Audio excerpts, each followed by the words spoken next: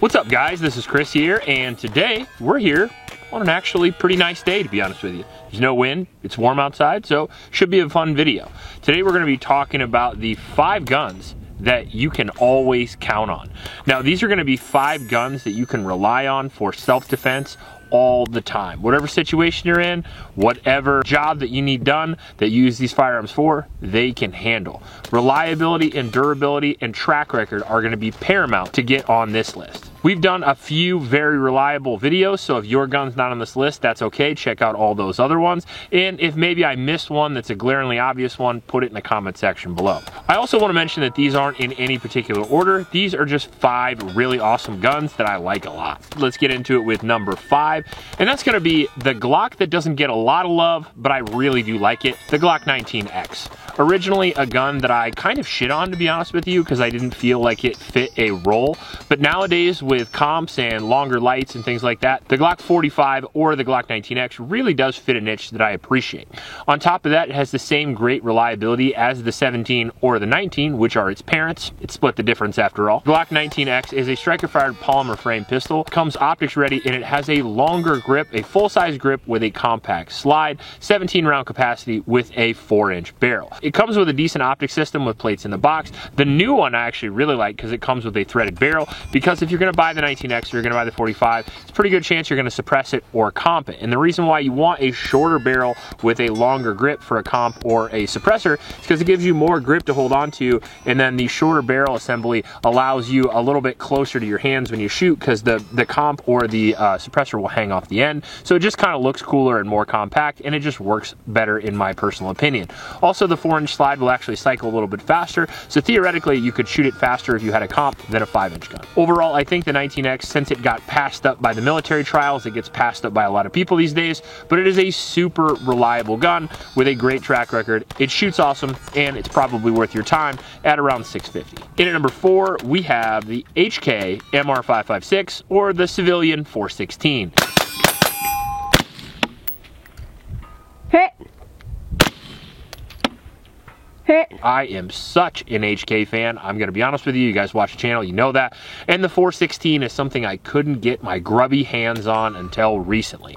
I didn't particularly like the previous version of the MR556, although it was super reliable, because it's very, very heavy and a little dated. The new version of the MR556, they cut almost a pound of weight off, but they have that same reliability, durability, and the track record of getting Bin Laden. Now, the MR556 is a piston-driven 5.56 gun, which sort of mixes the best parts of the AK and the AR, and I know that's very common today, but when the HK416 came out, it was a revolutionary product that solved a lot of issues that the AR-15s had at the time. Fast forward, you have a track record of excellence. You have lots of special forces used, from the Navy SEALs to Delta Force to all of the elite militaries in the world, at the very least taking a look at it, and many of them adopting it. Crazy reliable gun, crazy accurate gun, and also crazy expensive. It's very reliable, but it is extremely accurate. We have sub-MOA groups pretty consistently with ours. They come with a whole bunch of new features over the old ones, including new furniture. They have a 2-position gas system, and again, a pound lighter with a brand new M-LOK rail. So it's a 416, but for the modern day, that you can actually pick up, because the 416s you can't actually get. Now, in at number 3, we have one of my personal favorites, the Benelli M4. The Benelli M4 has been one of my favorite guns for many years. Been adopted for military service for over 2 decades now, and one of the most reliable, if not the most reliable, semi-automatic shotgun ever made, and certainly ever tested for military service. The Benelli M4 can go hundreds and hundreds of rounds without cleaning, because it is in fact a self-cleaning design. The Argo system is sort of a dual piston system that cleans itself, and it runs very reliable with most ammunition types. Now, one caveat there, the old Benelli M4s didn't like very light loaded rounds, but in my personal experience, the new Gen 2s run them very well. Now, the Benelli M4 is a 12 gauge tactical shotgun with either a 7 or a 5 round capacity, depending on which one you get. Just a short little burst of fun. You can get them in a pistol grip configuration or a standard, and all of them run very reliably. The best part is they actually have pretty low recoil as well, so fast follow-up shots, even with a 12 gauge, is easy to do. Overall, I think the Benelli M4 is one of the best home defense guns you can get. I think 12 gauge is a great choice for that, and I think if you're going to go 12 gauge, you're going to go semi-automatic.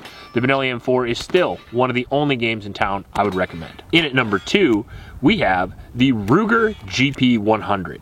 Now, the Ruger GP100 is one of the more reliable revolvers that I've ever tested, although in my personal opinion, revolvers are very inherently reliable as long as you operate them correctly and take care of them, sort of like pump action shotguns. The reliability is kind of up to you.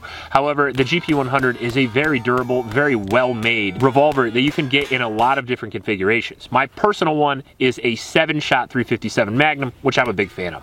Anything over 6 is great for me, and the 7-shot doesn't have a huge cylinder, but it has a decent sized cylinder, so it looks mean, and again, one extra shot of 357 is always a plus. They come in 3, 4, or 6-inch barrels, I believe. I have the 4-inch, which I think is the best jack of all trades version. It also is pretty affordable, unlike the Benelli M4. I forgot to mention Benelli M4 is around $1,500 to $2,000, whereas you get the GP100 for around $700. Comes with pretty decent grips. Mine had a wood inlay grip with a rubber out, and I feel like that's one of the better grips I can get. Still, it still looks pretty good, but you can hold onto the rubber grip a lot better under that 357 Magnum recoil, especially if it's cold outside, or if it's wet, or if your hands are sweaty or bloody. Reliable, durable, long-lasting, shoots accurately, and you can shoot 38 special or 357 with the 357 version. They also make other calibers as well, including 44. Overall, the GP100 is certainly a great choice for not only concealed carry, but home defense. If you're into revolvers, I think it is an option you need to check out. Now, there won't be any honorable mentions for this video,